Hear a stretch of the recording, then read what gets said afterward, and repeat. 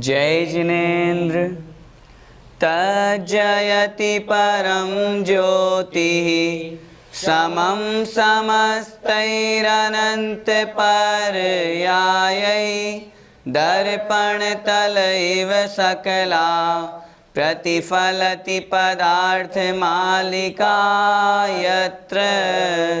पंच परमेष्टि भगवान की जय।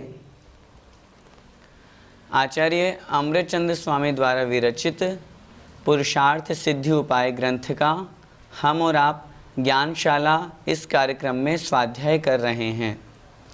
पिछली कक्षाओं में हमने जो 12 व्रत श्रावक के कहे गए हैं उनमें से 5 अणुव्रत और 3 गुण व्रतों में से 1 दिग्व्रत, इन 6 व्रतों के अतिचारों का वर्णन पढ़ा। आज इस कक्षा में हम देश व्रत और अनर्थ दंड व्रत, इन 2 व्रतों के अतिचारों का वर्णन पढ़ेंगे। आइए सबसे पहले देश व्रत को समझते हैं। प्रेष्यस्य संप्रयोजन मानयनं शब्द रूप विनिपातौ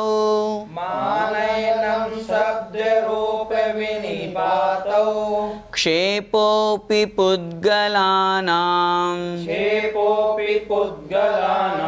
द्वितीयशीलस्य पंचेति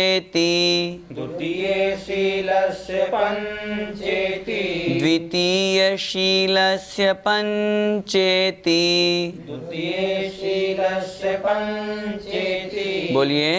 प्रेष्यस्य संप्रयोजन मानयनं शब्द रूप विनिपातौ क्षेपोऽपि पुद्गलानां द्वितीयशीलस्य पंचेति। दिग्व्रत के अतिचार जानने के बाद इस श्लोक में हम देशव्रत के 5 अतिचारों को पढ़ते हैं। प्रेष्यस्य संप्रयोजनम, प्रेष्यस्य अर्थात भेजने योग्य नौकर आदि किसी व्यक्ति को भिजवाना, उसका प्रयोग करना, किसी को भिजवा करके अपना काम बनवाना। आनयनम अर्थात बाहर से वस्तु मंगवाना, स्वयं मर्यादित क्षेत्र में है और उस मर्यादित क्षेत्र में रहते हुए किसी से वो वस्तु मंगवाना। शब्द रूप विनिपातो, यहाँ 2 अतिचार हैं, शब्द विनिपात और रूप विनिपात। शब्द विनिपात अर्थात बोल करके, आवाज करके उस वस्तु को मंगवाना, अपना काम बनवाना। रूप विनिपात अर्थात रूप दिखा करके, चेहरा दिखा करके, इशारा करके इस प्रकार से अपना काम बनवाना। क्षेपः अपि पुद्गलानाम, पुद्गलानाम अर्थात पुद्गल वस्तु, कंकड़, पत्थर, लकड़ी, कोई सी भी वस्तु, उसको क्षेपः अपि फेंकना भी। द्वितीय शीलस्य पंच इति, द्वितीय अर्थात दूसरे, शीलस्य अर्थात शील व्रत के, दूसरा शील व्रत कौन सा है? देश व्रत। उस देश व्रत के पंच इति, ये 5 अतिचार हैं। इस श्लोक में आचार्य भगवान देश व्रत के 5 अतिचार बता रहे हैं। एक बार फिर से देखें कौन कौन से हैं। पहला है प्रेष्यस्य संप्रयोजन, प्रेष्य विप्रयोग, उसका प्रयोग करना किसी नौकर आदि को, स्वयं तो अपने मर्यादित क्षेत्र में है। दिग्व्रत में क्या किया? जो देश व्रत में हमने सब और जीवन पर्यंत के लिए मर्यादा बांधी थी, उसको और अधिक सीमित करते हुए निश्चित समय के लिए, जैसे माना कि इस कमरे में हम 1 घंटे तक रहेंगे, ये हो गया देश व्रत। अब इस मर्यादा के भीतर रहते रहते किसी व्यक्ति को भेजना और भेज करके अपना काम बनवाना। दूसरा आनयनम, स्वयं मर्यादित क्षेत्र में है और बाहर किसी वस्तु की हमें आवश्यकता है उसे अपने पास बुलवाना। तीसरा शब्द विनिपात अर्थात शब्द बोल करके, आवाज़ लगा करके, फ़ोन आदि करके अपना कार्य सिद्ध करना। रूप विनिपात शब्द नहीं बोल रहे तो सोचा रूप दिखा दें अर्थात इशारा कर दिया, चेहरा दिखा दिया, इस तरह की खकार आदि से किसी भी तरह से ये क्रिया करना। पुद्गलानाम क्षेपः अपि और पत्थर कंकड़ आदि कोई सी भी लकड़ी आदि कोई सा भी पुद्गल का पदार्थ जिससे सामने वाला हमारी तरफ देखे और हमारा काम सिद्ध हो जाए, इस तरह की पुद्गल क्षेप अर्थात कोई पत्थर आदि फेंक करके अपना काम सिद्ध करना। ये द्वितीय शीलस्य अर्थात देशव्रत के 5 अतिचार कहे गए हैं। भैया जी, प्रेषस्य सम प्रयोजन इस शब्द से क्या समझना चाहिए? हम दिग्व्रत के अतिचार के पश्चात देशव्रत के अतिचारों को समझ रहे हैं। देशव्रत में हमने सीमित मर्यादा बना ली, इतने समय तक हम इतने ही क्षेत्र में रहेंगे। प्रेष्य से सम प्रयोजन का तात्पर्य स्वयं तो मर्यादित क्षेत्र में है, लेकिन बाहर कोई काम रह गया तो किसी व्यक्ति को भेज दिया और भेज करके अपना काम बनवा लिया, नौकर आदि को भेज दिया, तो वहाँ पर अतिचार ही लगेगा। दोष तो लगा लेकिन अतिचार रूप में ही लगा। खुद चले जाएंगे तो अनाचार दोष लगेगा, लेकिन यदि किसी नौकर आदि को भी भेज दिया तो अतिचार रूप में वहाँ पर दोष लगता है। इस प्रकार किसी को भेजना उसका नाम है प्रेष्यस्य संप्रयोजनम। भैया जी, आनयनम शब्द से हमें क्या समझना चाहिए? आनयनम अर्थात मंगाना या फिर बुलाना।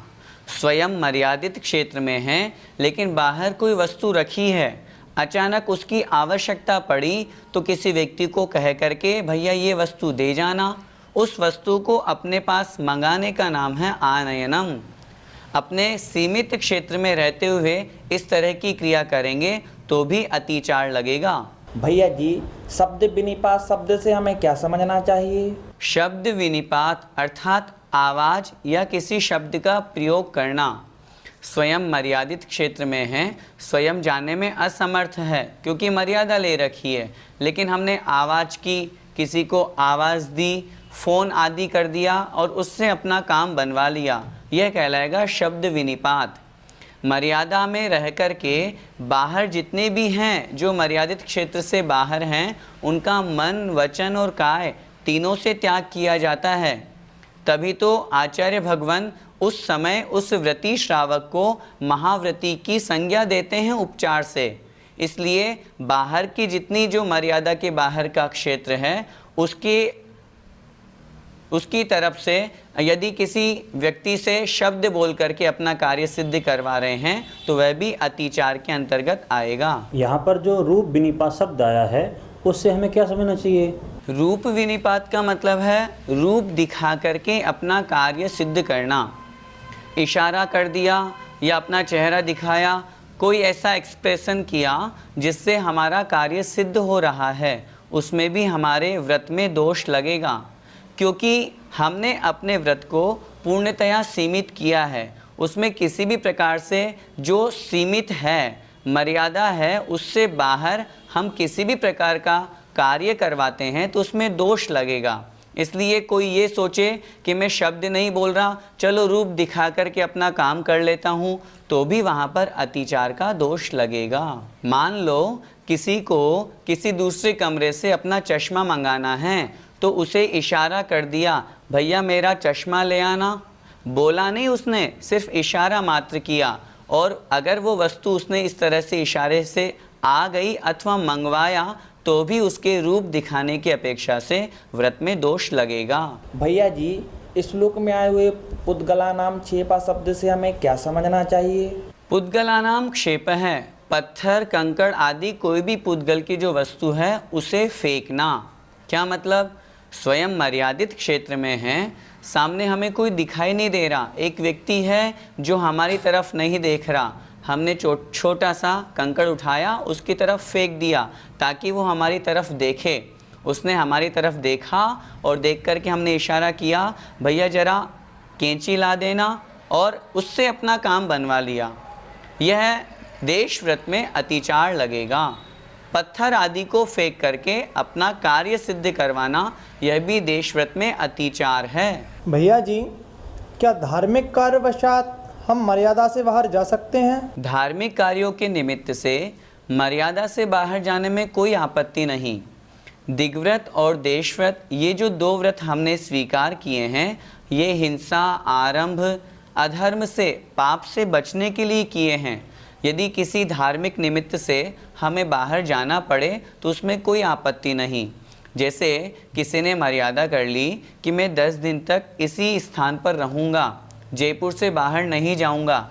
अचानक उसे मालूम हुआ, उसके पास खबर आई कि आचार्य श्री दीक्षा दे रहे हैं। अब उसका मन हो रहा है, क्योंकि उसे आगे स्वयं भी दीक्षा लेनी है, तो वो उस मर्यादा को तोड़ करके दीक्षा देखने जा सकता है। कहीं किन्हीं मुनि महाराज की समाधि हो रही है, संलेखना हो रही है, उसे आगे उस संलेखना को धारण करना है। इसलिए उस संलेखना को देखने के लिए, उस समाधि को देखने के लिए वो अपनी मर्यादा को तोड़ करके धार्मिक कार्यवशात यदि जाता है तो उसको उसमें किसी प्रकार का कोई दोष नहीं लगेगा। भैया जी, कोई वस्तु यदि मर्यादित क्षेत्र से बाहर से आई हुई है, क्या कोई उसका प्रयोग कर सकता है? व्रती जीव ने वस्तुओं की मर्यादा नहीं की, क्षेत्र की मर्यादा की है, आने जाने की मर्यादा की है।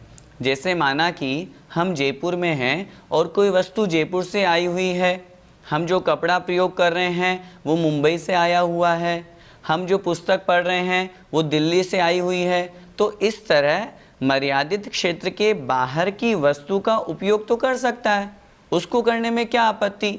वहाँ पर जो क्षेत्र की मर्यादा की है कि मैं 10 दिन तक, महीने भर तक, या दिग्व्रत की अपेक्षा से भी आजीवन जो उसने मर्यादा की वो वस्तु की अपेक्षा न करके क्षेत्र की अपेक्षा की है, वहाँ से आने जाने की अपेक्षा की है। और इसके अलावा जिन वस्तुओं का वो उपयोग कर रहा है वो वस्तुएं कहाँ से प्राप्त हो रही है, उससे उसको वहाँ पर कोई प्रयोजन सिद्ध नहीं है, क्योंकि वहाँ हिंसा का काम नहीं है। वो उस वस्तु का किस तरह प्रयोग कर रहा है यह महत्वपूर्ण है।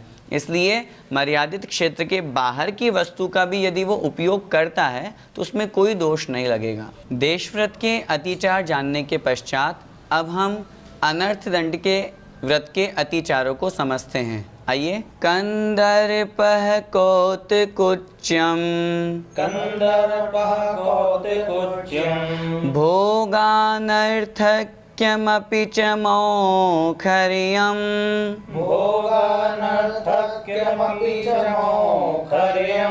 असमीक्षिताधिकरणम्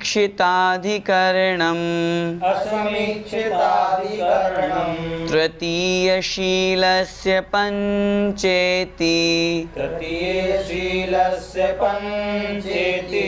एक साथ बोलिए। कंदर्पः कौतकुच्यम भोगानर्थक्यमपि च मौखर्यम् असमीक्षिताधिकरणं तृतीयशीलस्य पंचेति। आइए अनर्थ दंड व्रत के 5 अतिचारों को समझते हैं। कंदर्पः कौतकुच्यम। कंदर्पः अर्थात कामुक वचन, अशिष्ट वचनों का प्रयोग करना, राग भाव से, हंसी आदि से युक्त होकर के अशिष्ट वचन बोलना, भंड वचन का प्रयोग करना। कौतकुच्यम, उन वचनों के प्रयोग के साथ शरीर की भी गलत चेष्टा होना, शरीर से किसी के ऊपर हाथ रख देना, किसी को रूप दिखाना, इस तरह उन भंड वचनों के साथ शरीर की कुचेष्टा करना। तीसरा है भोगान अनर्थक्यम अपि च। संधि विच्छेद भोगान अनर्थक्यम अपि च। भोगान अर्थात भोगों को, जो भोग और उपभोग की वस्तुएं हैं उनको अनर्थक्य अर्थात जो निष्प्रयोजन हैं उनको भी अपने प्रयोग में लाना। अपि च और भी मौखर्यम अर्थात मुखरता होना, वाचालता होना, अधिक बकवास करना, व्यर्थ में ही बोलना, जिसका कोई प्रयोजन नहीं हो रहा फिर भी बोले जाना, वह कहलाता है मौखर्यम। अगला है असमीक्षित अधिकरणम अर्थात व्यर्थ की प्रवृत्ति होना, मन, वचन और काय ये 3 योग कहे गए हैं। इन तीनों योगों की व्यर्थ में प्रवृत्ति करना, मन से बैठे बैठे फालतू विचार कर रहे हैं, वचनों से व्यर्थ में गाली गलौज कर रहे हैं, शरीर से कुचेष्टा कर रहे हैं, इस प्रकार मन वचन काय की व्यर्थ प्रवृत्ति करना, ये तृतीय शीलस्य, तीसरा जो शील व्रत है अर्थात अनर्थ दंड व्रत, उसके पंच इति, ये 5 अतिचार कहे गए हैं। आइए एक बार फिर से 5 अतिचार कौन कौन से हैं निकालते हैं। पहला कंदर्प है, अर्थात राग से युक्त होकर के भंड वचन बोलना, काम वासना उत्पन्न करने वाले शब्दों का प्रयोग करना। कौतकुच्चम, उन वचनों के साथ साथ शरीर की कुचेष्टा करना, शरीर के साथ में भी प्रयोग करना। भोगान अनर्थक्यम अपि, अर्थात जो वस्तु हमारे उपयोग की नहीं है उन वस्तुओं को भी अपने पास रखना। भोगने योग्य और उपभोग के योग्य जो वस्तु हैं निष्प्रयोजन, उनको अपने पास में रखना। मौखर्यम च, और वाचालता, व्यर्थ में बोलना, बकवास करना। और असमीक्षित अधिकरणम, अर्थात मन वचन काय की व्यर्थ प्रवृत्ति करना। ये 5 इति पंच, ये 5 तृतीय शीलस्य, तीसरे व्रत के अर्थात अनर्थ दंड व्रत के अतिचार कहे गए हैं। भैया जी, इस श्लोक में आए हुए कंदर्प शब्द से हमें क्या समझना चाहिए? कंदर्प शब्द का अर्थ है राग से युक्त होकर के भंड वचन बोलना, जिन वचनों का कोई प्रयोजन नहीं है, सामने वाले के लिए अशिष्ट वचनों का प्रयोग करना, यह कंदर्प कहलाता है। बहुत बार ऐसी स्थिति बनती है, मजाक मजाक में हम सामने वाले को गाली देना, अशोभनीय शब्दों का वहाँ प्रयोग कर देते हैं, वहाँ पर वह कंदर्प के अंतर्गत अनर्थ दंड व्रत में दोष लगेगा। अनर्थ दंड, अनर्थ दंड, बिना मतलब ही दंड लग जाना, जुर्माना लग जाना। दूसरा अर्थ अनर्थ दंड, दंड का तात्पर्य मन वचन काय, मन वचन काय की व्यर्थ में ही प्रवृत्ति करना, जिससे आत्मा का कोई कल्याण नहीं है, कोई प्रयोजन नहीं है, फिर भी वो क्रिया कर रहे हैं। कंदर्प में हम सामने वाले को अशिष्ट वचन क्यों बोलें? यदि शिष्ट वचन बोलें, सभ्य वचनों का प्रयोग करेंगे तो अच्छा होगा, अशिष्ट वचनों का प्रयोग करेंगे तो पाप बंधेगा। महाभारत सिर्फ एक सेंटेंस पे खड़ी हो गई, अंधों के तो अंधे होते हैं। ये प्रयोजन, यह जो वाक्य है ये असभ्य है, व्यर्थ में ही बोला गया और कितना बड़ा महाभारत खड़ा हो गया। ऐसे वचनों का प्रयोग करना ये कहलाता है कंदर्प। भैया जी, इस श्लोक में आए हुए कौतकुच्च शब्द से हमें क्या अर्थ लगाना चाहिए? कंदर्प में तो मात्र हमने शब्दों का ही प्रयोग किया था, कौतकुच्च में उन शब्दों के साथ में काय की भी कुचेष्टा हो रही है। बहुत बार ऐसी स्थिति होती है, जैसे किसी व्यक्ति से कुछ कहा जाए कि वो व्यक्ति वो कार्य को करे और हम उसकी हंसी उड़ाने के लिए, जैसे उससे बोला नहीं जा रहा, उसको कहा तुम मंगलाचरण करो, और किसी व्यक्ति ने आकर के उसकी नकल उतारते हुए ये क्या मंगलाचरण करेगा, इस तरह से बोलना। समय शिखर जी की वंदना करनी है, किसी के पैरों में दर्द है, चला नहीं जा रहा, और लंगड़ा करके चलना और फिर बताना ये क्या समय शिखर जी की वंदना करेगा। तो इस प्रकार से अशिष्ट वचनों के साथ में शरीर की भी गलत क्रिया करना, यह कहलाता है कौतकुच्च।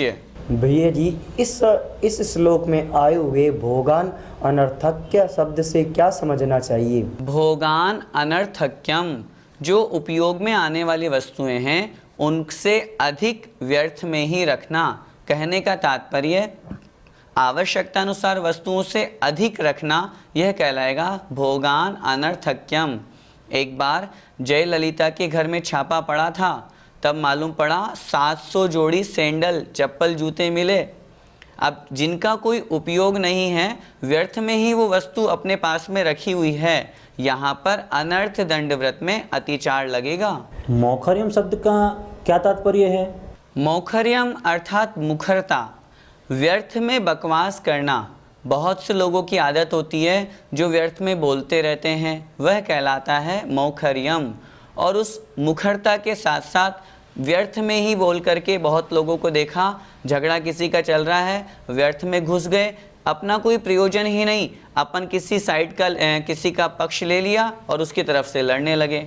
ये हुआ मोखर्य, व्यर्थ में ही बकवास करना, व्यर्थ में ही बोलते रहना, यह कहलाता है मोखर्यम। भैया जी, इस श्लोक में आए हुए असमीक्षिताधिकरणम शब्द से हमें क्या समझना चाहिए? असमीक्षिताधिकरणम अर्थात मन, वचन और काय, इन तीनों की व्यर्थ में प्रवृत्ति करना। बैठे हैं, मन में किसी के बारे में बैठे बैठे बुरा विचार कर रहे हैं, उस व्यक्ति से हमारा कोई संपर्क नहीं, कोई मतलब नहीं, उससे हमारी आत्मा का कल्याण का कोई प्रयोजन नहीं, फिर भी व्यर्थ में बैठे बैठे उसका गलत विचार कर रहे हैं। वो जीत जाए, वो हार जाए, शेयर मार्केट इतना ऊंचा हो जाए, उसका यह बुरा हो जाए, इसका यह भला हो जाए।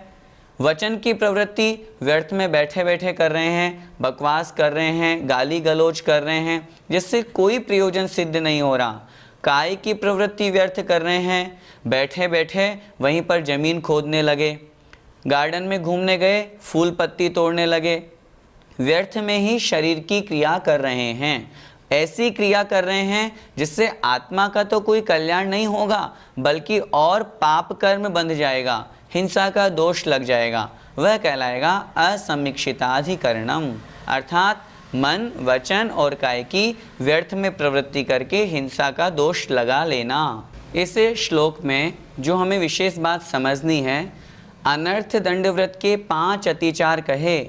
व्रतियों को तो इस बात का ध्यान रखना ही है, उसके अलावा जो अव्रती है, इस ज्ञानशाला के माध्यम से जो भी लोग सुन रहे हैं उनको भी इनका ध्यान रखना है। जरूरी नहीं कि ये सिर्फ व्रतियों के लिए ही हो। हम व्यर्थ में अपने वचनों की प्रवृत्ति क्यों करें, किसी को गाली गलौज क्यों दें, भंड वचन क्यों बोलें, क्यों व्यर्थ में किसी का नकल उतारें, किसी के साथ गलत व्यवहार करें, क्यों व्यर्थ में बकवास करें। जब भी बोलें हमेशा मीठा बोलें। बहुत से घरों में देखा जाता है व्यर्थ में ही बहुत सारा परिग्रह पड़ा रहता है, उनसे कोई प्रयोजन सिद्ध नहीं हो रहा, कोई काम में नहीं आ रही वो वस्तुएं, लेकिन फिर भी रखी हुई है। ऐसा हम क्यों करें? बैठे हैं, मन वचन काय की अशुभ प्रवृत्ति क्यों हो? मेरा ज्ञानशाला देखने वाले सभी श्रावक बुद्धिजनों से निवेदन है कि यह सिर्फ व्रतिजनों के लिए नहीं, इस ज्ञानशाला को सुनकर के हम अपने जीवन में भी उसको धारण करें, तब तो हमारे सुनने का फ़ायदा होगा, नहीं तो अनादिकाल से हम वैसे ही हैं और वैसे ही रहेंगे। मुझे विश्वास है कि आज की इस कक्षा से जो व्यर्थ की क्रियाएं हमारे जीवन में हैं वो हमारे जीवन से दूर होंगी। हम जब भी बोलें मीठा बोलें। मीठा बोलने में हमारा क्या जाएगा? सामने वाले से बोलें, मुस्कुरा करके बोलें, अशिष्ट वचनों का प्रयोग छोड़ें।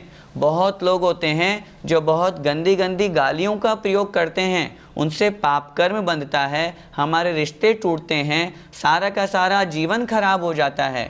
उन वचनों का हम प्रयोग न करें और अपने जीवन में जो आत्मा के लिए कल्याणकारी हैं उन वस्तुओं का, उन कार्यों का उपयोग करेंगे तो निश्चित रूप से हमारा ज्ञानशाला सुनना सार्थक होगा। जय जिनेंद्र।